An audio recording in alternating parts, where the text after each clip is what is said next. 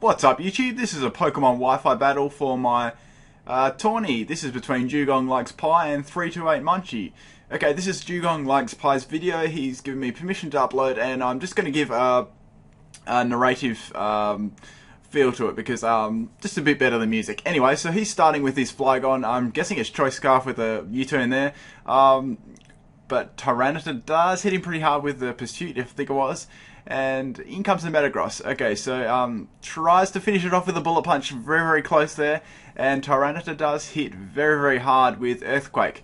Okay, so obvious Bullet Punch here, I reckon. But Tyranitar does actually stay in there. So whatever, so that's cool. Anyway, so in comes the Ninetales there, bringing in the Drought ability, of course.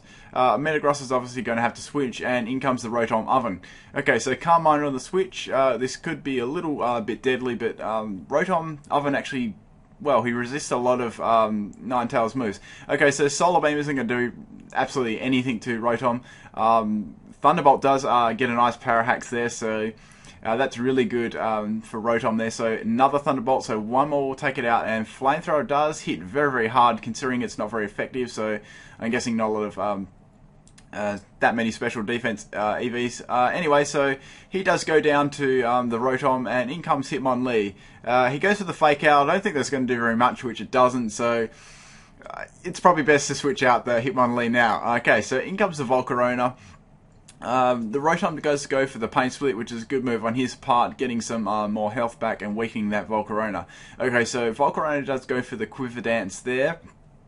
And Rotom does go for the Thunderbolt there, so no Parahax though. So Volcarona does have the Morning Sun there.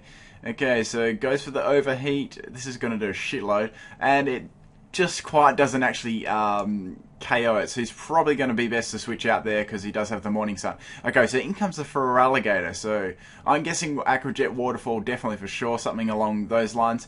He does withdraw, I'm thinking of that, and goes into his Sableye.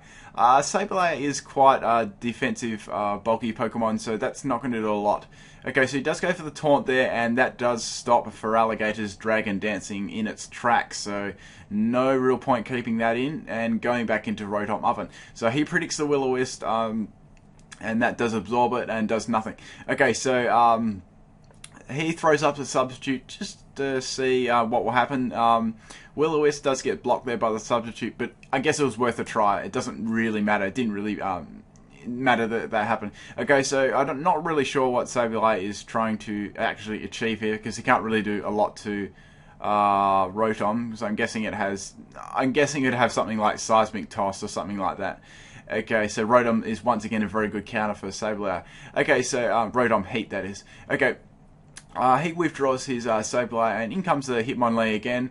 Thunderbolt's going to do really heavy damage to this. It's level 71 for some reason. I don't know why. But in comes the Togekiss.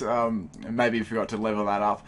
So Togekiss does get taken down by the Thunderbolt as well, which was surprising. I thought it would just live it. But anyway, Quiver Dance does happen again, and he does go for the Overheat, but he misses, so which is a little bit unlucky there. Another Quiver Dance there for Volcarona, and another Overheat there, and it just lives, and he does get the special attack drop there, so he's going to have to go out into Feraligatr again. Morning Sun is going to bring his health back to nearly full, and Bug Buzz is going to hit very, very hard and take out the Feraligatr. So in comes the Flygon again, but it does get outsped because it has a few Quiver Dances up now, pretty sure 2. And in comes the Honchkrow, so I'm not really sure why he switched out there, but anyway. So in comes the, he obviously, yeah, Sucker Punch, derp. What am I thinking? Okay, so Will-O-Wisp there from the Sableye does really does destroy this Honchkrow. Its attack is halved, obviously, and he can just sponge off any attack there with Recover and wait for the burn to kill Honchkrow. So I guess hoping for a crit there, but probably no point saying it after 2 that it can't really do anything to Sableye. He's too much of a he's a pretty good physical wall with Will-O-Wisp. Okay, so he goes for another recover. I'm definitely thinking Sableye is going to be going for another Will-O-Wisp this turn. Hopefully that misses and might be able to get a Meteor Mash off, but it does hit there, giving the burn on Metagross. But Metagross does set up the Stealth Rocks, which is good. That'll really hurt that Volcarona. Definitely. Okay, so Meteor Mash is going to hit the Substitute. He gets an attack raise there, which is nice. So it's going to be a little bit of a stall wall here with Metagross and Sableye. Okay, so he's throwing up the Substitute again, trying to just stall out that burn damage on Metagross, hoping he'll miss with Meteor Mash, which he hasn't yet, which is pretty decent.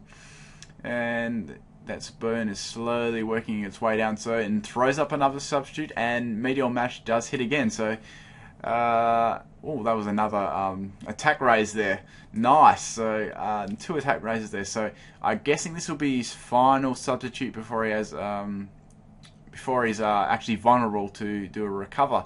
But if once this Sableye goes down, I think that's pretty much it for his team.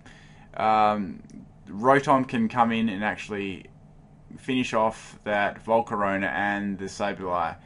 And if this Sableye does go down, which it probably will, that'll be pretty much it. So make sure you check out the description and everything else in there. Thank you for watching.